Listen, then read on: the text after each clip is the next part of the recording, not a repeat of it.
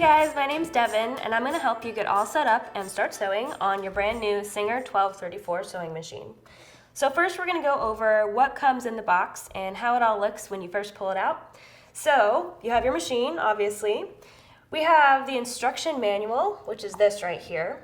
So this is something you definitely want to hang on to. Don't throw it away because there's lots of good information in this.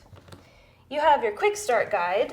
So this is basically like a cheat sheet. If you need to look something up quickly about how to thread it or how to wind a bobbin, you can look at this.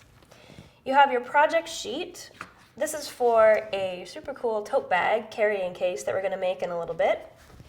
There's a sheet of decals. So these are stickers that are removable and reusable. You can actually use to decorate your machine if you want to. And you have your foot pedal and your power cord over here.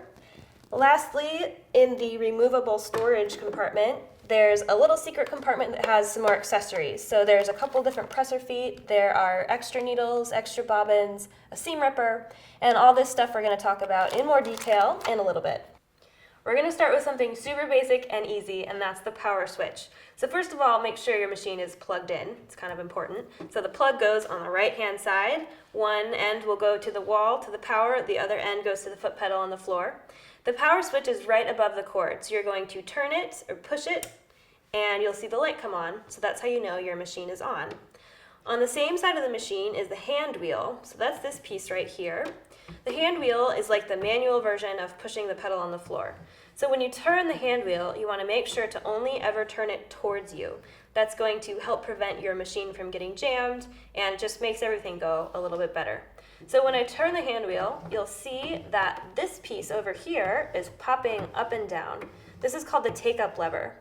So this will be important when we thread the machine, so don't worry about that yet, but we'll cover it soon. Moving to the top of the machine, you'll see a handy-dandy carrying handle in case you need to carry your machine anywhere. You can use that. Moving on down to this dial right here with the numbers on it, this is the tension dial. So this essentially sets the tightness of your stitching. And for the most part, you can leave it right in the middle, which is 4. You'll see there's a box around the 4. You really only need to use it if you're doing a specific fine-tuning adjustment. So for the most part, you can just leave that set at 4. Moving on down towards the needle, so this silver piece right here with the 2 little toes is called the presser foot. And if you reach through this inner part of the machine, which is called the throat of the machine, there's a white lever, and that can be used to raise and lower the presser foot. So you can think of the presser foot like park and drive when you're driving a car. When your presser foot is up, your machine's in park. When you're ready to sew, you put the presser foot down to shift into drive. You sew whatever you're going to sew. When you're done, you put it back up to shift back into park.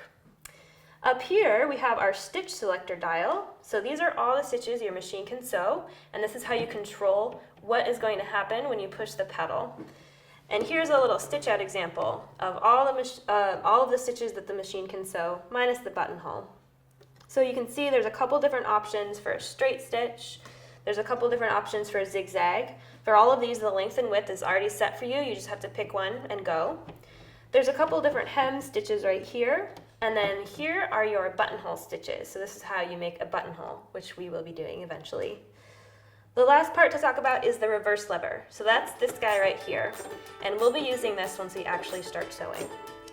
So now that we know some of the main parts of our machine, we're ready to wind a bobbin.